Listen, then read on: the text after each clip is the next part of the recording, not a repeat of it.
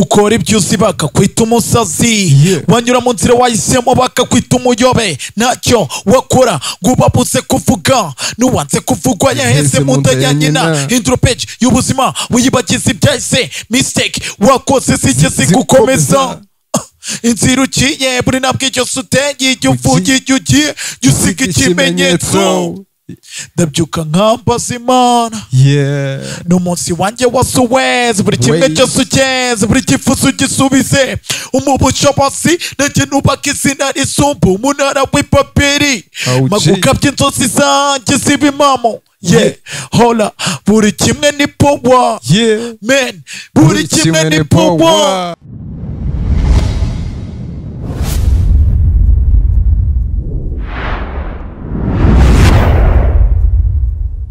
What's up, party people? I go by name Pesa Petistani. This is Zap Crowd from Karini Court Empire, man. As usual, ni rapper after one another, man. You know, we have someone today, man. Dufite umwe mu hip hop mogo, umwe mu hip hop icon hano mu Rwanda, man.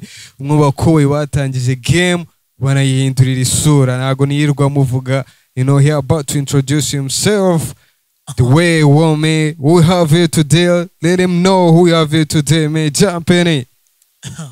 Yo, reka nambikwa imidari mfate showbiz ku gakano mu mimeta bibagize imirongo y'ubufizo crew n'ibivunga bafezi n'abasare umwana wiga kumoka bucya yabyimbye ibya nanjye ubwajye umbajije ngusubiza ibikabije ubwo paje kuyisimbuka nari yaje hompo street zaje mico bicyaha ni kugasima hasira ni kwitara nibijuru rizaba ari ry'amasugi Maria zapime nzasinyira binjira umucyo n'umwijima bisigana bujya gucya mbanda macyaki ngo nsigizina ku nkuta hejuru umuhanzi urishita urufubu showbiz n'agatwiko bukera urukundo imitungo njyane kwa mama icyana nyirye cy'imama cy'ipapa icyana nyirye bwaka cyarwaye akadege. Yes sir, that's what's up, man.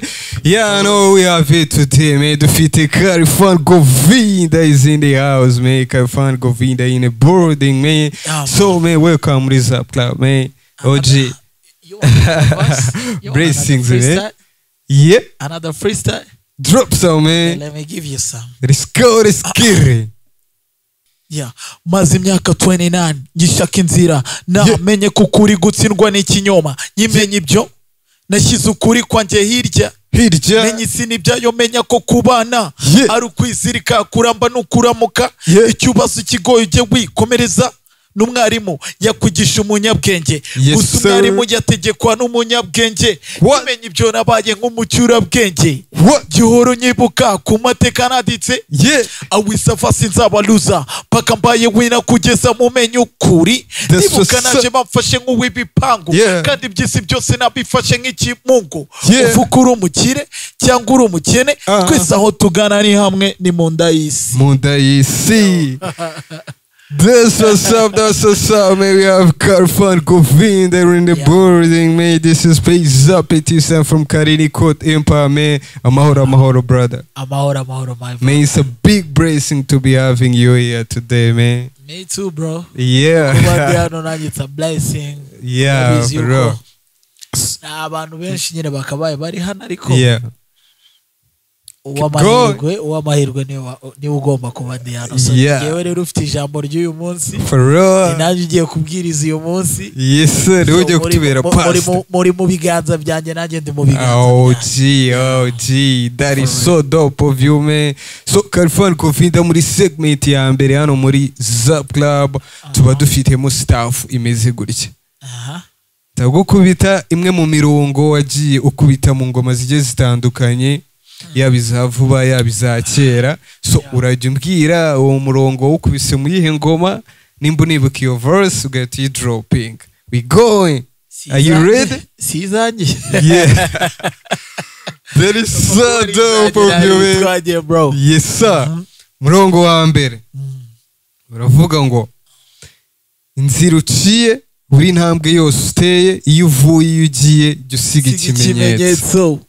Ndabyuka nkambaza Imana What? n'umunsi wanjye wose uwenze buri kimwe cyose ukenze buri cyifuzo ugisubize mu bushobozi nanjye nubaka izina risumba umunara w'ipaperi magukabya inzozi zanjye ziba impamo buri kimwe ni power buri kimwe ni power buri kimwe ni power ibaruwa bidasa sabe iriya mbere wayikuye ibyifuzo byanjye what n'agahinda mfite ku mushaha yes sir ya mbere wayakuyemo man like for real there is a prize man there is a prize people behind the cameras man muzi kumubaza prize yatanye Khalfan Govine the second one we go you ready I'm ready I was born ready yes sir munsi rhyme ya kabiri ni ball kubita ngo ndi munsi y'igicucu cy'urupfu mu ndwanyi zifitiye umugambi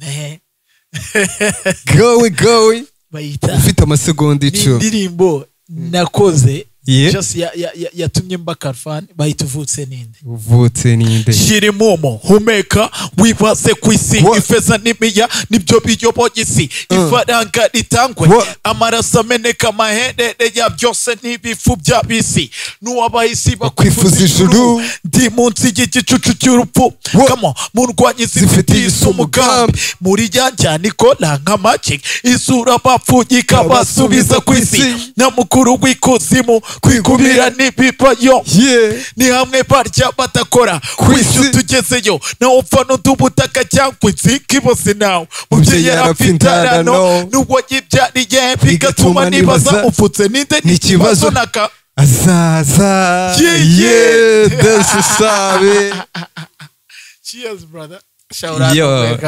yeah that is so dope of you man man shata cause azi kuyatsindira abiri bro Ratana Mercedes class man.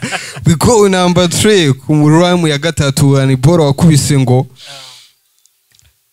hari byinshi mbonesha amaso ntahindura ni nayo mpamvu ibyisi ntabiha umutima ninde wayishura iminsi ninde wavuga ibizaba ninde wamabona buze nk'ababona bwa nyuma ninde wanyibagiza iby'ubuto byambabaje mbese ninde bro sinzi umunsi sinzi igihe nzavira kwisi uko nazi myaka yanjye nzamara kwisi hari byinshi mbonesha amaso ntahindura ni nayo mpamvu iby'isi nabiha umutima mpora mfite amatsiko y'umunsi ukurikira aho bigeze njye ubwoba nkumva nabivamo niyahuza whisky nyinshi ngo mbashe ngo heke nibagirwa ibyahise bimbuza amahoro iyo nza kumenya ko Red ajya gupfa ari iryo joro sinari gutuma yerekeza Entebbe imitsi n'imitindi twari uko ibishaka sinkangwa n'ibihe burya nijya utahiwe nyafunga amaso nkabaza umutima nkasena amavi mwitaka kubera isi y'ubu let's go man bro nangiye kuba jealous of you man nangiye kuba mad of you man so izi boro twaziteguranye you tell me nigga boro eshatu zo urumva ikintu wankoreye wanzanye mu bintu byanjye kandi noneho ntabwo gusa Imana yakwibagirwa ibintu yaremyera nk'uko n'umuntu ntatakwibagirwa ibyo yahanze amateka y'umuntu niyamuherekeza kandi niyatuma just aba we buriya amateka yacu niyatuma tuba twebwe even n'inkotanyi nyine kugira ibinkotanyi n'ibigwi ntago ari izina gusa kandi ibigwi bijyana nyine just n'ibikorwa so niba iyo mirongo rero nanjye uva yanditse biragoye ariko nanabyigirisha abantu okay another question number 4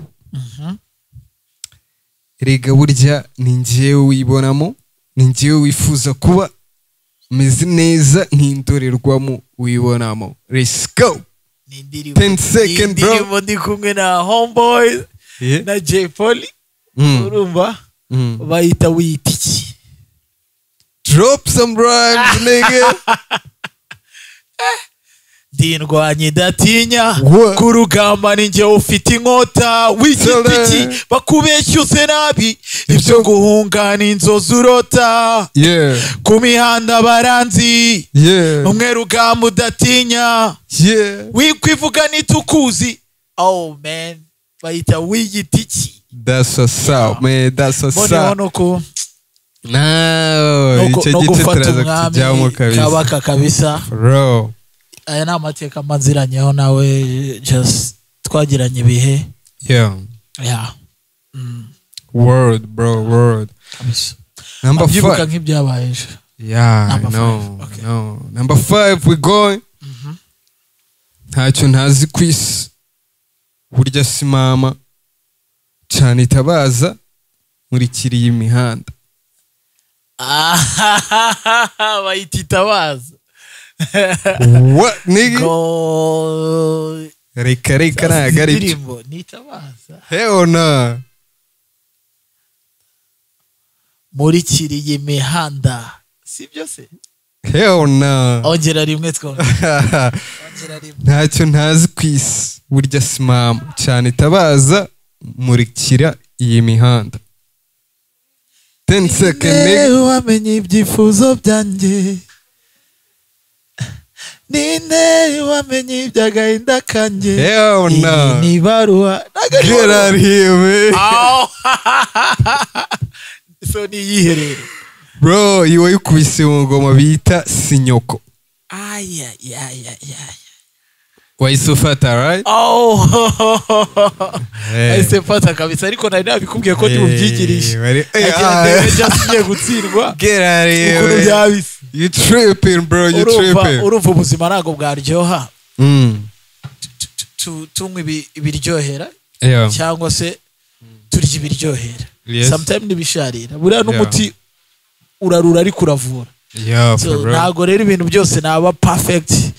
Ari kimwe kiba kigomba kunjabuka. For real. So Khalfan Govinda, that was segment number 1 muri Zap Club, man. So tudatinze ikintu cya mbere nashaka kukubaza Khalfan, ikintu nari nyote kukubaza right now. Who is Jay Polly to you? Jay Polly ninde kuri Khalfan Govinda? Jay Polly avuze iki kuri Khalfan Govinda? Nakubeshye. Yes. Jay Polly ntago ari umuntu nabasha kuvuga iminota mikeya ariko ndabasha kubisobanura gatoya muri summary ariko nabwo ntago ndabanyuzwe. Ko byasaba yuko byafata nk'umwaka wose ndi kumusobanura. Jay Polly numwe mu mpano u Rwanda rwagize muri hip hop. Ni numwe mu mitungo y'igihugu nyine. Kuko urumva niba ari umuntu wakoze music ikagira abantu ifasha mu buryo bw'imitekerereze, mu buryo bw'ubwiyunge. Just numva yuko no umuntu umwe mu mutungo kamere igihugu cyari gifite. Ariko nyine bibaho yuko mu gihe tutihaye ubuzima nta nubwo ni natwe tubwiyaka. Uwaduhaye ubuzima ni nawe ubutwaka. Mission yenge nkeka yuko yagenze neza ariko Jay Polly no muhanzi. Umwanditsi. Umuhanga udasanzwe. Yari umwe mu bahanzi nk'umumbajije mu bahanzi b'iki kinyejana. B'Abanyarwanda. Ntago natinya kumushyira muri top 2. Muri top 2 kandi ashobora no kuza no ku mwanya wa mbere. Why not? Ndibuka yuko ngewe niga muri high school. Ukuntu warebaga n'amakuru cyangwa se ugahura n'abavengo ngo nawe urashaka kuzigira Jay Polly. So urumva yari umuntu wagoinze viral. Kandi no umuntu wari umwanditsi mwiza. Mwiza wandikaga ibintu ukabibona. Bro, birarenze kabisa. For real. So kukara kanyuzemo ubundi introduction twari tutarayitangira neza like hari abantu benshi babazi Khalfan Govinda barakubonye mu mizigo ya mbere yakubise na n'ubu ngo buracyari turacyari trend kabisa n'icyo turibuze kukigarukaho ariko ku muntu ariko utararenga kuri icyo kintu cya Jay Polly. Ariko nshobora kuba namuvuze nka gutya. First of all ndi umuhanzi ariko nkaba ndi n'umufana w'umuntu wankumenya ibintu birenze. Njye nari umufana wa Jay Polly, still n'ubu ndi umufana wa Jay Polly For real. niyo numva indirimbo ye mbona just ari aho imbere yanjye tu mba ndi kumwumva. Yeah. Jay Polly rero n'umuntu twagiranye amateka ateye gutya. Hari igihe kigeze kubaho habaho itsinda bita Stone Church. Yes, Stone Church. Icyo gihe Stone Church yari igiye mbese ni nko kuvuga Tuff Gang yari igiye kuvaho. Yes.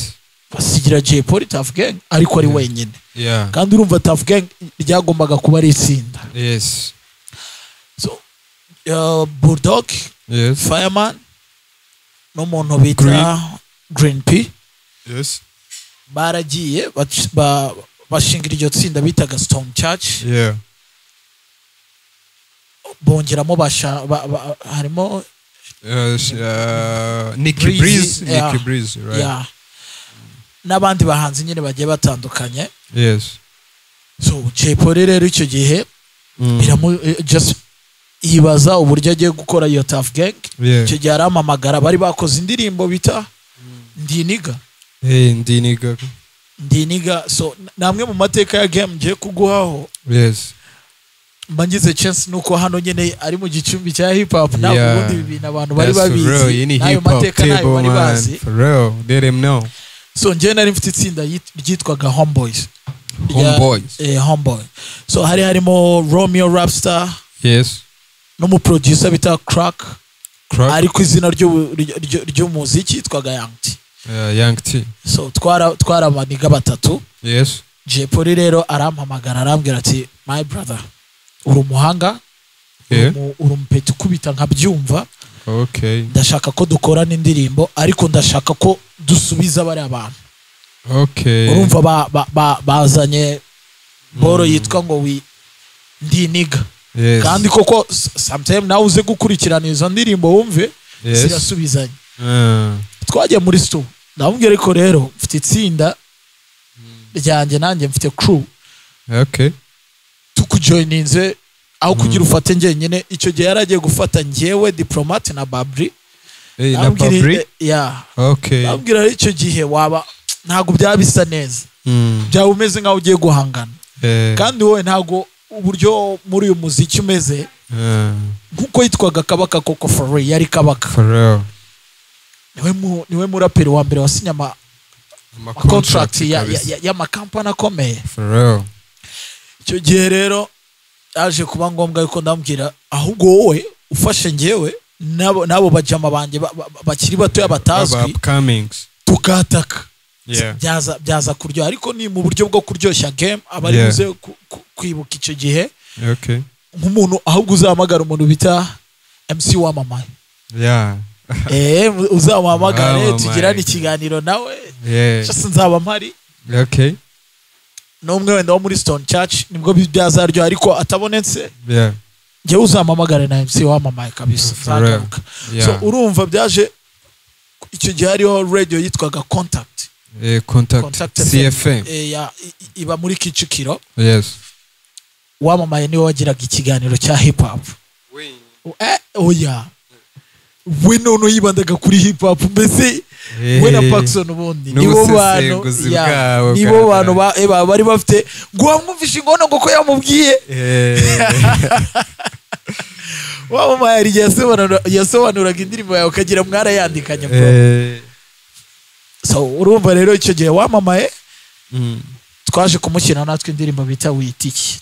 Yes. Twagiye muri producer Fazo aduha beat. Yes. Tureba mu maso turamubwira ati bro chorus nge ndi umuntu nyine ubangutse kubona chorus manihuta cyane. Nabwo sasa niba bari abantu banditse ngo Ndiniga reka tubabaze ubundi biyita iki ese ubundi bibonamo iki nyine just as long as uri kwivuga none utwereke noneho just igikorwa cyawe ariko mu buryo bwo kuryoshya game natwe twese tubakubita Witiki. Green P yarafite indi verse yitwaga ngo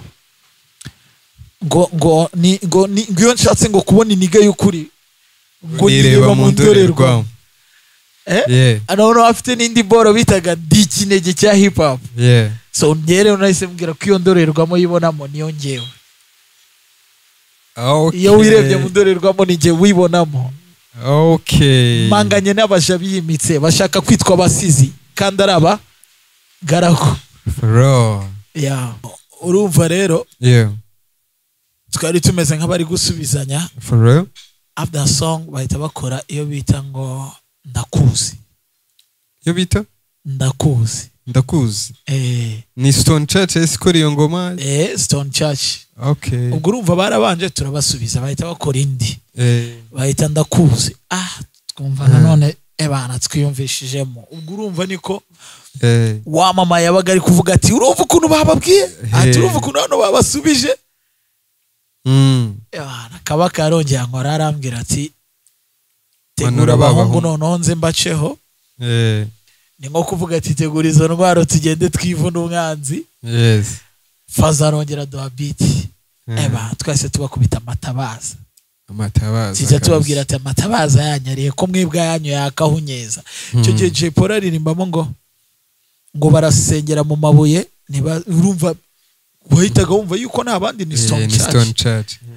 Ati barihishahisha ngo ntibazi imvura iguye ngo njyewe baranzi uzabaze na Bomae ni Bweyeye. Bweyeye ndamubaza sasa Bweyeye ni hehe?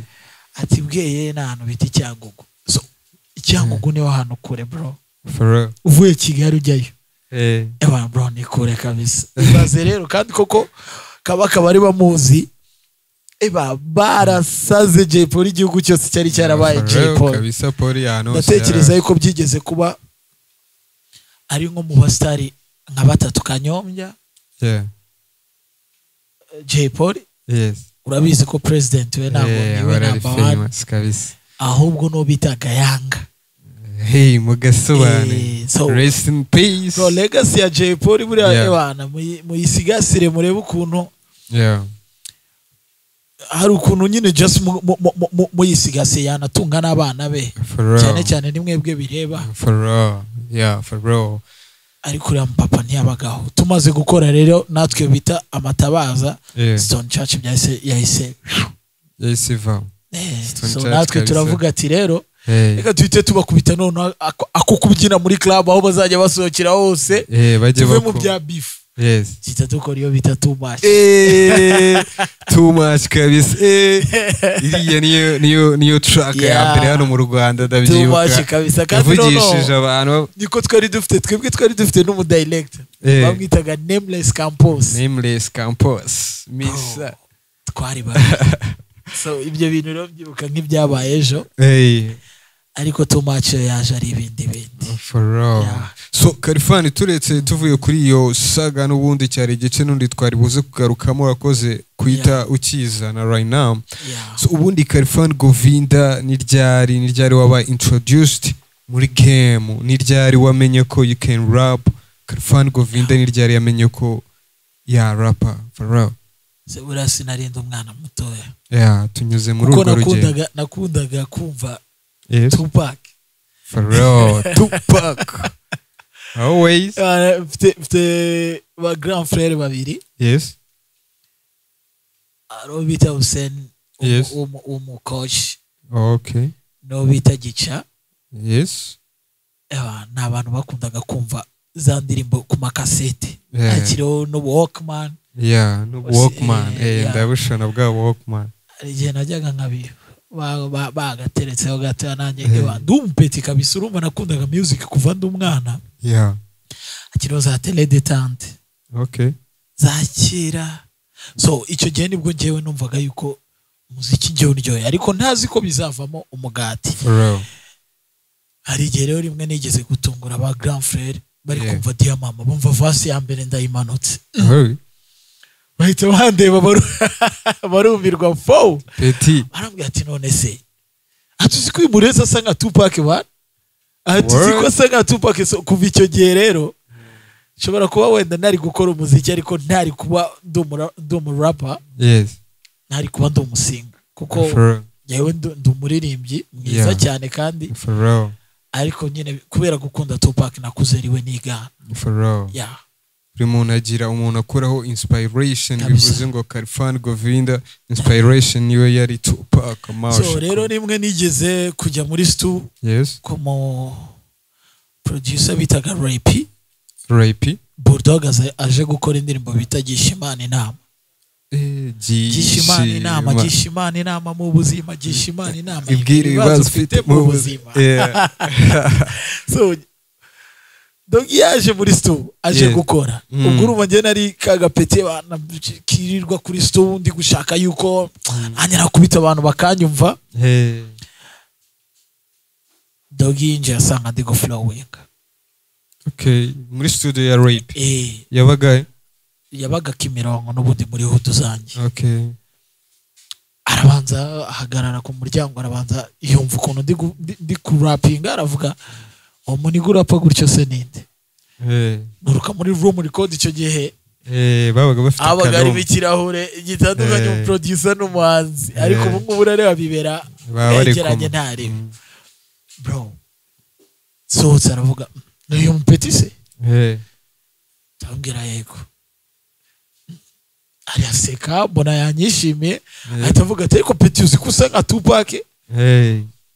Ati umpeta kandi no flowing just after hadi kijya gusa nkiye niya Tupac.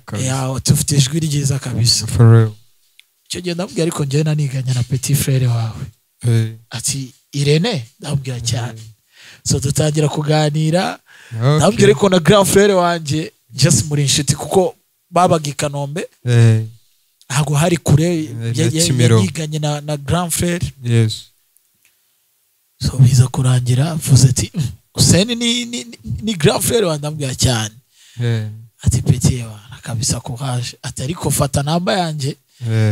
Any support uzakenera uzambwire. Bra, umvisha umeze gute muri ako kanya umuntu nka Buda kukubwira ngo fata contact zanjye. Numvaga navuze ati buri wasanga ari injuka atazananye ta. Nagiye muguni abantu urumva umusani mukuru yo yazaga umutwe yahitaga wibwiriza niba nana just we utarakubita mo backings ahita kuvuga ati backup nzazishira mu nyuma. Bahitaga bagakuramo bagatangira ndi projet nyine. Ndi projet kabisa. Agiye umpeti ndambwira Yohana thank you nanyereka naye. So icyo gihe naramanutse nari mfite itsinda narimo yitwaga K-Rappers ni Kimironko n'ubundi n'uruka muruvutse ninde na baririmbamo. Uravuga kabisa Karfan K-Rappers. Ari umushiti waje bitaga Delaki. Yes. Na Nurfati bari bafite quality ebyiri zitandukanye. Nurfati n'umuntu just wumvaga ikintu ariko ukabona ntago aba excited cyane. Ariko bitaga Delaki. Yes. Bro, niba umubwiye ati iki kintu kimeze gutya yahitaga agushyiramo nyine just courage ku buryo uri bu fighting. For real. Ndamanuka muri hood ndabwira bro. Bulldog amaye nimero ye. Aranambwiye ati nshaka nze no kugaruka ariko nina shaka ni support. Sinaribi. Karavuga ati ariko ki tripping bro. Ati bro none se ubwo none se ngo ambwiye asanze nge ndi ku flowing man arapofoka arambwira ati ntaribi any support. Derake yasambwira ati urumva nari nashyaho mgiye no guporeza nkabanza nkanaruhukaho nkatekinga n'agashawa arakareka. Derake yasambwira ati dosubire ibyo uzaburya. Umusaza aho ari hose muteye peace aramwemera cyane. Abe ni nk'umuvandimwe byaje kurangira rero the guy dusubiye kwa Ray. Nsanga Dogiye bana ari kwandika bora kubita. Anjije turaganira arambwira ati uzansura I Kanombe. Turataha Deraki we muri hudu ati bro uzi ko iki kiniga kiba kirenze se tutanabizi. Hudu yose yari yabaye ati Karfani yabaye Karfani. Aracirigara ba Buda nacirinze na Dogi. Urumva twahuriye muri store. Noneho nza kumusura iwabo. Ndamuhamagara ati ni wa mpeti so nakugera ati ntaribi. Bro kugera iwe nibwo nemeye yuko bya bintu koko biri serious. Agiye kubona mbona Kezi we aratwakiriye nge no mujama Delaki Nurfati we yari umuntu utwara ibintu gakeya. Ubwo arambwira ati muri iyi minsi ndi gupanga kuko yaragiye kuza kwiga muri Kiye kandi Kiye iba muri Kimironko yahise aza kuba muri Hudu so Petit uri hafi mugra urumva ni n'umusitari ntabwo ari kujya kuri boutique akaba ari ngeyo mu pampe rero rimwe namutungura ndamubwira ariko mfite ikiboro mfite ikigo muri sto abo twari twarabaye abavandimwe hari igihe ajyaga gukubita mu ntara abandaho muri crib ye kabisa mvuga ati saza hano none nanjye ndo muvandimwe niba umuntu ageze ahantu abwira ati ubwami bwanjye busigarane so nanjye nahise mvuga ni bro ibi bintu ngiye kubikora twaricaye tumaze guporeza buriya ndi umupeti turuka mu miryango y'abantu bari cool bagira discipline jewe sitana buriya nigeze kumutekera indyo yatanje mfite akaboko kazi guteka bavamo umushefu zansureho mu zagutekera ku biryo uzumva so rimwe tumaze guporeza fata ufa cumi kaga flash yumva vasi yo muravutse ninde ahita ambwira ati bro Karfani ni wowe iyi ngiyi ndayiririmbamo abaraje twapanze umunsi wa session uvutse ninde riri kwa Ray nayo ni ku producer bita Lagaf ubwo Ray Music we yari yaragiye ari aba Kenya Lagaf we niwe mu producer nyine twari dutangiye gukorana icyo gihe rero nabwira Lagaf kora indirimbo ya Danger for real ngiye mfite ivasi nzazana Bulldog kandi nzazana na Fireman kona hari tactique nari mfite yavugaga ngo Fireman yubaha Bulldog nawe yubaha Fireman Fireman ni yumva Bulldog yakubise mu ndirimbo azaza Bulldog ni yumva Fireman yakubisemo azaza ariko Fireman ntago twari tuziranye ikintu usibye kuza kwa Dog agatera peace ambwira ati Petit Fresh ngiwe numvaga yuko ari umuntu nshobora guhamagara akama support maniga Bulldog yaraje ashyizemo Lagaf arambwira ati bro bya bintu bigiye kuba byakuze bro indirimbo ya mbere yaragiye gukora Lagaf nawe niyo track ya mbere yarakoze izindi nyine yakoraga zari izi ariko zitagira aho zigera ubwo tumaze gukubitamo Dogi umutwaro usigara ndi kuvuga ati Fireman azaza byari gute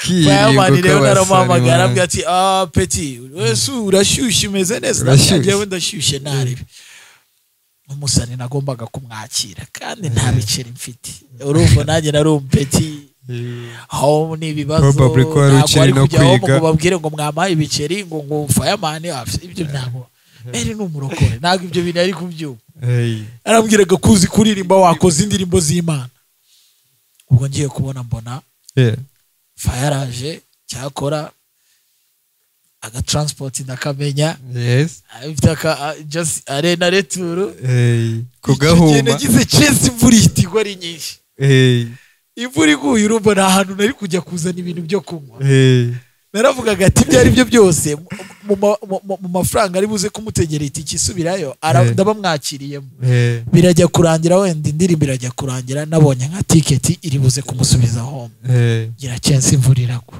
y'ibidage ahita kubita vasi nta nubwo rwose Fireman yigeze atinda muri stu arangije ariko mbere yo kwandika arababwiraga ati munyumvishe vasi ya Bulldog arandika maze kuri codinga bango ngaho munyumvisha indirimbo yose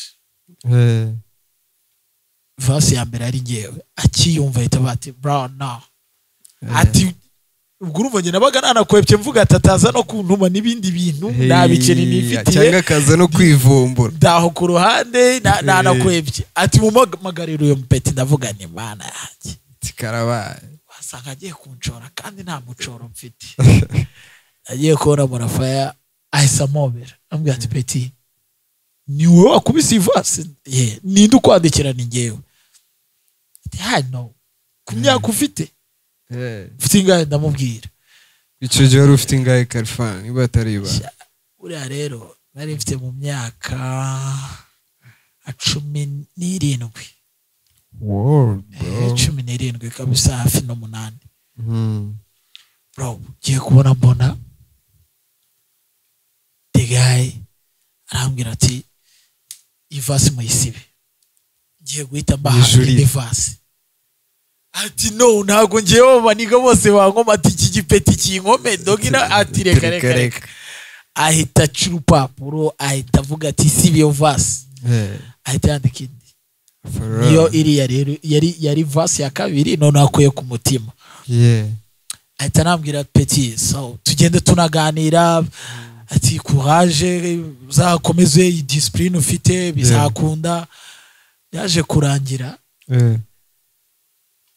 hari umubebe waje kuririmba gospel bamwita Baidu ubu yabaye umuganga kara akabebi nako kakiri gato mu myaka nk'iyanjye Baidu yabakomye kala sirenze kabisa yaje ari kwiyogoresha za gospel ndabwira ati ariko hano ari n'indi ndirimbo y'umurimo w'Imana uri mukoremo uriya Baidu nta gahunda mwari mufite uvutse n'inde ati Yesu ni uzavuka ati ntubyumva se ayumvishe ndamwandikira ndaririmba asubiramo umwanditsi buriya n'abahanzi benshi twagiye dukorana indirimbo abenshi narandikaga nkaririmba bakaza bagasubiramo bagahita aririmba noherereje indirimbo sample Bulldog ayumvisha arambwira ati bro ubaye umusitari niryo jambo ahise ambwira after that indirimbo ijya hanze abantu bibazo iba virus kabisa hahandi urumva ndikwikatira muri quartier na miguru umwana wa wudu ndakikinira n'agapira bisanzwe ku managinga rero iyo fame byari bigoye kandi none ngewe ndumuraperi old school cyane nkunda gucilinga ntabwo ndi wa muhanzi wishyira hejuru wenda ngo kuko nakoze ngo song ngo urubyiruko rwanjye twakuranye rumbure ntabwo byari gukunda still n'ubundi najyaga kwirigara tugatera amastory vasi ari n'ikivunga nacyo tukagitamo ari ibintu bikaze cyane word so ubwo tukaganira ariko batumva ikivunga cyari ikintu cyo kunywa yari amata ababizi barabizi amata kari agashyushyu ko mu kwirigara kabisa so byaje kurangira Bulldog agiye muri Guma na makinga ariko navuga yuko umuntu wamfasha akaboko akanzana muri game ni Bulldog kabisa much respect Stana Kemozela Chemotherapy my brother you brother for life kabisa ma Bulldog nawe nanitiranwa n'umwana we Khalifa maybe ko kazina kandi n'ubundi nawe yarabikora ndingimfura ye kwa that was dope man. Bulldog yafashije abantu benshi muri iyi game man, muri industry Bulldog yafasha abantu benshi kabisa cyane. So Khalifan ubundi Homeboy tuvuge kuri Homeboy ho gatoya wazanye n'umukobo bitaga Romeo Rapstar. Homeboy yo yaje kurangira ite ko yari ifite movement nziza imeze neza. Homeboy amaherezo yabaye ati so urareba Romeo Rapstar ubu no mupapa afite urugo yakoze n'igikwe urumva muri iyo minsi ntabwo byari gupfa koroha utubifu natwo twa hato na hato ariko rwaba ari urugendo rurerure we twazamutumira tugakorana ikiganiro turi hamwe n'umuvandimwe we ni famiye ni my brother for life kabisa so urumva Romeo Rapstar yaje kugira inshingano kwa kundi nanjye ndi mu tuntu twanjye ndi gukora iyo muziki ndi muri hustle biza kuba ngombwa ko dusa nk'ababuranye ariko no kuvuga ngo ku muntu wibazaga yuko Khalifan Govinda na Romeo Rapstar hari kwaro yabayemo icyo ni igihuha cya danje ariko nanone Romeo Rapstar we ari kuri movement irenze cyane hano muri Green Ferry kabisa. Shout out kuri Romeo Rapstar yarakubise muri bo bita ma rap experience z'aba Green Ferry narinde kumwe nawe mkoboy kabisa ufite inyota mani ya game nawe byatari. So Romeo je nawe yo duhuye ari ikinyarwanda bajya bavuga ngo agahuka bakahuye n'umunyotsi for real tuba turi bukwici Yes sir. no umuraperi mwiza ugira rhymes Yeah. kandi akagira na lyrics N'ubuvanganzo man bwadanje muri. bro the guy afite akaboko kandika pain iri hard kabisa. yeah. So muri segment 2 Khalfan Govinda shaka kumpereza top 5 favorite artist. Aba artist batanu babigukorera hano mu Rwanda kabisa. Wakora countdown. Baba ari abibihe byose. Okay, reka tuhere kuri abibihe byose. Top 5 artist batanu babigukorera kabisa hano mu Rwanda. Top 1 Medi. Top 2 yes. The Ben. Top 3 J Polly. Okay. Top 4 Bulldog. Kemosabe. Top 5 Bruce Melody. Kabaraperi babaye bake Khalfan. Si umuziki se? Oya ntabwo ari ishyaka. Okay, niba ari mu baraperi ari mvuze abahanzi bose muri rusange. Okay. Ariko niba ari muri hip hop, of course Bulldog araza. Yes. Okay, J Polly ari ku mwanya wa mbere. J Polly. Bulldog ku mwanya wa kabiri. Riderman ku mwanya wa gatatu. Rider. Yeah, ku mwanya wa gatatu Riderman.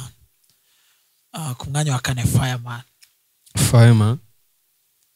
Ku mwanya wa gatanu urambabara ndavuga abantu babiri. Okay, nta kibazo kabisa. P na Green na Grain. Yeah. Ubundi ubwo mbese muri make ya favorite artist ba Khalfan ni Tough Gang na Riderman. Ushobora kumva ewana only P. Yeah. So hano mu Rwanda game hano mu Rwanda urabibona gute Khalfan nk'umuntu ufite experience nawe ufite experience tari no kabisa muri uno muziki muri entertainment ya music hano mu Rwanda man waje kera kabisa. Urabona gute, urabona movement imeze gute uhereye kugiye ubwo watangiye kugeza ubu ngubu uko bimeze ubu, urabona industry ya music hano mu Rwanda imeze gute Govinda? Natekereza yuko umbere na mbere n'umwuga ni n'akazi. Okay. Mu myaka yahise umuntu wari umuhanzi yari babaga bamwita Sagihobe, ari umuntu uraho, ariko niba ubu umuhanzi now ashobora kugenda agakomanga mu biho bya minister akamwakira. Yes. Na respect. For real. Niba president ashobora kujya just muri Rwanda Day. Okay. Agaherekezwa n'abahanzi mbere na mbere. Yeah. Urumva ni ikintu cyiza. For real. Boneraho no gushimira politike yacu. Yeah. Na nyakubahwa president. For real. Urukundo akunda urubyiruko. N'imbaraga yashyizemo, nkeka yuko bize yakabisa nibwo byerekanye yuko president akunda abahanzi. For real. Abahanzi turi abatoni kwa president. So, for real. Ariko mu myaka yashize byari kuba bigoranye. Ubu muziki uragura crib mu muziki. Ufite imodoka ukuye mu muziki, ufite business zawe ukuye mu muziki. Ibyo wabibaza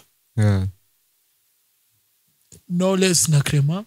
Yes. Wabibaza Riderman, wabibaza Christopher, wabibaza Bruce Melody, wabibaza abantu nzi nyine batunzwe n'umuziki. Nta kandi kazi nzi ku ruhande. Nyine nako bafite babikuye mu muziki. So abo bantu babajije nanjye wambaza. So niba ndi umuhanzi nkabambayeho muri ubu buzima, which is good.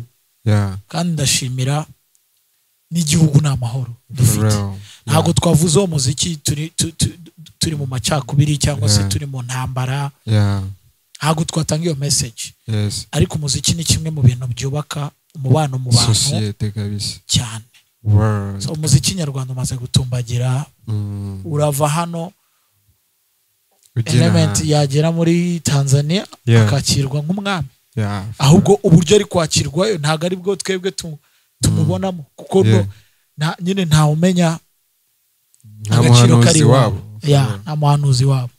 Ariko Ben aragera muri Tanzania bigahungabana. yagera muri Kenya bigahungabana. So ni ibintu maze kwishimira kwa. That is so dope of you, man. So turetse kuvuga no umuziki wose en general, dushaka kuvuga no kuri hip hop, kuko iyi ni hip hop table in Zap Club, we talk about hip hop, man. So nk'umuntu ufite experience muri rap, ko wagiye ubona ko generation zimwe ziza zigahita hakaza izindi, ndakeka ko inkundura nyinshi muri hip hop rap game history ya hano mu Rwanda, Khalfan Govinda wari hari wari urimo bireba kabisa, kuva ku bo wenda twakwita ama oldies kuzamuka kuba middle, bazanye ama trap barakora, tukaba tugeze kubakora none ama New York drill. Iyi movement yo uyibona gute, ubona bimeze gute? Urumva generation izana ibintu bimwe n'indi kazana ibindi. Natekereza yuko imodoka za transport zakoraga mu gihe cyahise sizo ziri gukora ubu. Ngo iterambere uko rigenda rizana n'ibindi. Nakubwiza ukuri aho music igeze biraryoshye. Niba ushobora kubona nka Kevin Bushari, Betray, Zeo Trap, nyine music bafite itandukanye n'iya Tough Gang cyangwa se yo ku gihe cyacu. So ni ikintu kimwe kinshimisha nyine yuko tujyana n'ibihe, tugendana n'ibihe. So Khalfan Govinda, utugiye kuri yo top 5 yawe, amahitamo yawe ayo n'amahitamo ya Khalfan Govinda. Nawe ufite amahitamo yawe n'undi afite amahitamo yiwe, buri wese agira uko abyumva, man, that's for real. So hano mu Rwanda Khalfan Govinda ninde musani ubona uri underrated, umwe umereze n'undi umwe ubona uri overrated kuri choice za Khalfan hano mu Rwanda? Umwe ntago yabahagije. Bushaka Romeo Rapstar, White Monk, abo ni muba underrated, underrated. White Monk, no bita Rwabugiri, Zebra, no bita hari umutipe bita Mutagatifu utazwi kabisa. Ako umuniga ashobora kuba yaranabaye muri game kuva na kera, kubera ko umuniga ndamuzi. Umuniga ngomba kuzamushaka ko Mutagatifu utazwi kabisa. Muzi kera yitwa Donovo. Ari naho nakubise muzi kera yitwa Donova. La gafu yamukora indirimbo. Hari indirimbo yari afite bita ngo buri kintu n'igihe cyacyo. Ngo hari igihe cyo kwicara, hari igihe cyo guhaguruka, hari igihe cyo kwiruka, hari igihe cyo kugenda gake, hari igihe cyo kubaka, hari igihe cyo gusenya. Bro, the guy ni umwanditsi urenze. Nigeze no kumukubita mu ndirimbo bita Tap and Go. Vuga ni bro, ebana icyana ndagikubitira imirongo ndaza kukibagiza Donova. Abo nabari underrated. So abasani none hano mu Rwanda ubona bari overrated, man, bafite ikuzo ariko mu byukuri muri choices za Khalfan abaye ba artist ubona bari overrated hano mu Rwanda, man. Speak your chest out, my nigga. Honestly. Shara abantu baza benshi kabisa. Ibintu byabo ukabona birakubise. Ariko mu kandi kanya ugahita ubabura. Ntago bijya bibahira, reka tubareke bana bari overrated aho bari hose. Gusa ariko ibyo bintu byabo ntago bicika. Word kabisa. So watubwiye kuri top 5 z'abakobwa niga basiga inzara, ibintu niga basiga inzara. Iki yagiye nkabona umuniga yasize inzara akavuga abo nibo bari overrated. Wese wabura umuniga ugasiga verine cyangwa ugasiga ihina cyangwa ugasiga zagutandukanya gute na mbogege. Word bro. So about top 5 artists noneho USA USA, my United States of America. Rappers? Kuri gakondo. Of course we're talking hip hop, man. Okay. But rappers Talk about batanu rappers. kabisa. Sweet. That's my style. Yeah. Ku mwanya wa mbere we birazwe ni Tupac. Why Tupac? Tupac bira bintu yabikoze muri 5 years. 5 years? Tupac yapfuye afite 24. Yeah. Kandi yatangiye iriya kariyeri yose afite Disneva. Yeah. So urumva rero iyo aza kubona nk'indi myaka 5 kandi wibuke yuko niwe muraperi wigeze kugira album Olazome igira kopi nyinshi ndetse muri icyo gihe ikubita niza abaririmbyi kandi byari bigoye. Michael Jackson afite album nawe ukazuga ugakubita byabaga bigoye. Tupac yari umuntu uri iconic. Tupac yari umuntu udasanzwe bro. Kandi yavugiraga abirabura akavuga ubuzima bwo mu mageto. Tupac yari umuhanzi umusizi w'umuhanga cyane. Uwa kabiri ni B.I.G. Biggie Smalls. Biggie rhymes ze zari zirenze. So sweet. Cadence ziwe rhythm abantu benshi bamukundiraga rhythm ziwe kabisa. Hanyuma ngiye bura ku mwanya wa gatatu nashyiraho umuntu bita DMX. Wow, who let the dogs out? That's a song, man. DMX kuri gatatu. So kane turashyiraho Jay-Z Jigga. How?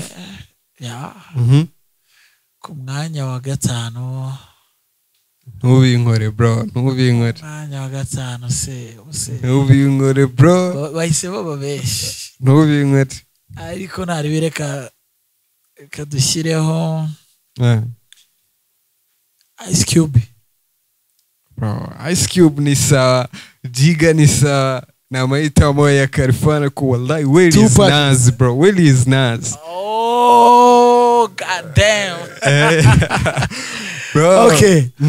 Ku mwanya wa kabiri ndemeranwa. Ku mwanya wa gatatu kadushireho Nas. Sibyo? Ku mwanya wa kane dushireho Jigga. Okay. Nako DMX. DMX. Ku mwanya wa gatanu ni Jay-Z. Ubwo dukuyemo Ice Cube. Ice Cube reka tumwicaza hano. Gace ariko n'umuniga wigeze gukubita. Kandi ni nawe wazanye Compton, nawe kundaga no kubara. Yeah, for real. Ndatekereza yuko the guy uze kumva indirimbo ye bita No Vaseline. Niyo beef ikurikira Hip Hop. For real. No Vaseline se buriya yaruta Ida. Bro, mu mateka beef. Indirimbo ya mbere ni Hip Hop. Indirimbo ya kabiri ni No Vaseline. Ida mu mateka ya rap beef, Ida wayishyira ku mwanya wa kangahe? Nas kuri Jay-Z. Bro, nibishi beef tuzikire yakoze twese. Ahubwo njye wahita umubitiye Drake na Kendrick.